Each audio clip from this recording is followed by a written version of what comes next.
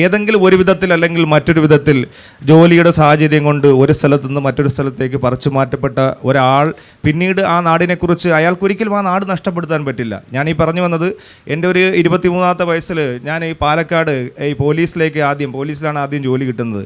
ട്രെയിനിങ്ങിലേക്ക് പോകുമ്പോൾ നമ്മുടെ നാട്, ക്ലബ്ബ്, ഗ്രൗണ്ട്, അതുപോലെ തന്നെ നമ്മുടെ വായനശാല, വാർഷികങ്ങൾ, ഉത്സവം, ഇതൊന്നും കളഞ്ഞിട്ട് പോകാൻ പറ്റില്ലായിരുന്നു. അവിടെ നിന്ന് പറിച്ചു മാറ്റുന്നത് പോലെയാണ് ഒരു ട്രെയിനിൽ കയറിയിട്ട് കൊല്ലത്തുനിന്ന് പാലക്കാടേക്ക് ചെന്നിറങ്ങുന്നത്.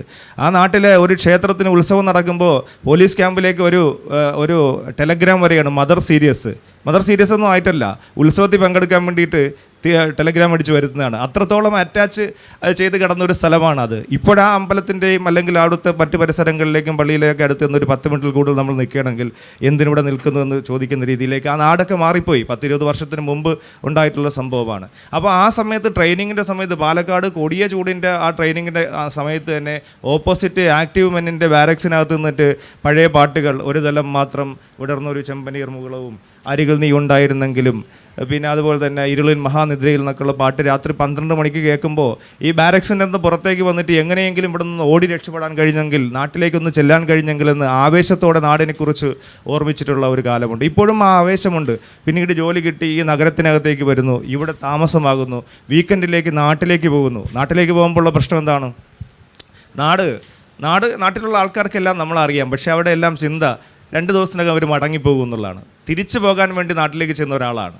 ഒരിക്കൽ പ്രവാസം, എക്സ്പാട്രിയേറ്റ്, അറിയാമല്ലോ, ഒരിക്കൽ അനുഭവിച്ചു കഴിഞ്ഞാൽ പിന്നീട് തിരിച്ചു പോകാൻ വേണ്ടി മാത്രം നാട്ടിലേക്ക് ചെല്ലുന്ന ആളാണ്. നമ്മൾ ആ നാടിനെ നിരന്തരമായി നിൽക്കാൻ നമ്മളും അല്ലെങ്കിൽ നാടും ആവശ്യപ്പെടുന്നില്ല എന്നുള്ളതാണ്. അത് ഒരു വിധത്തിലുള്ള ഒരു റൂട്ട്ലെസ്നെസ് വരുമ്പോൾ, അതേസമയം തന്നെ എൻ്റെയും സജിയുടെയൊക്കെ മക്കൾ, നമ്മുടെയൊക്കെ മക്കൾ, എൻ്റെ മകൻ 19 വയസ്സായി, അവനിപ്പോൾ ഒരു കോഴ്സ് ചെയ്തുകൊണ്ടിരിക്കുകയാണ്. അവൻ ആഗ്രഹിക്കുന്നത് വേറൊരു തരത്തിലുള്ള ഒരു മൈഗ്രേഷനാണ്. അതൊരു ഫോറിൻ മൈഗ്രേഷനാണ്. മിഡിൽ ഈസ്റ്റിലേക്ക് ഒരു കാലഘട്ടത്തിൽ കേരളത്തിൽ നിന്നുണ്ടായ മൈഗ്രേഷൻ്റെ ഏറ്റവും വലിയ പ്രത്യേകത, പോയിരുന്ന ആൾ തിരിച്ചു വരും, അവരുടെ പണവും തിരിച്ചു വരും എന്നുള്ളതാണ്. മണിയും ആളും തിരിച്ചു വരുക എന്നുള്ളതായിരുന്നു. ഇപ്പോൾ ഈ യൂറോപ്പിലേക്ക് നടക്കുന്ന ഒരു മൈഗ്രേഷൻ്റെ പ്രത്യേകത, ആളുമില്ല, അവനെക്കുറിച്ചുള്ള ഒരു സാമ്പത്തികമായ പ്രതീക്ഷകളും ഈ നാടിൽ ഇല്ല എന്നുള്ളതാണ്.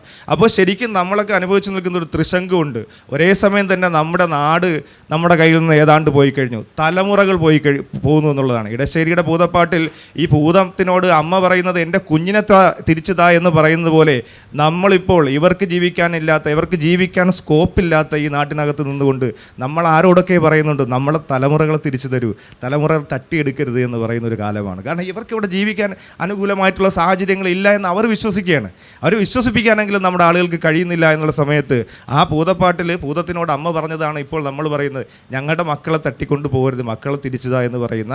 അത്തരത്തിൽ ഒരേ സമയം തന്നെ നാട് നഷ്ടപ്പെട്ടു പോവുകയും അതേസമയം തന്നെ ജനറേഷൻ നഷ്ടപ്പെട്ടു പോവുകയും ചെയ്യുന്ന സന്നിഗ്ധമായിട്ടുള്ള ഒരു പോയിന്റിൽ നിൽക്കുന്ന ഒരു ജനറേഷനെ അടയാളപ്പെടുത്തിക്കൊണ്ടാണ് ഈ ആലാപനം മാടമ്പിള്ള പോലീസ് എന്ന് പറയുന്ന കഥ ചെയ്തിട്ടുള്ളത്.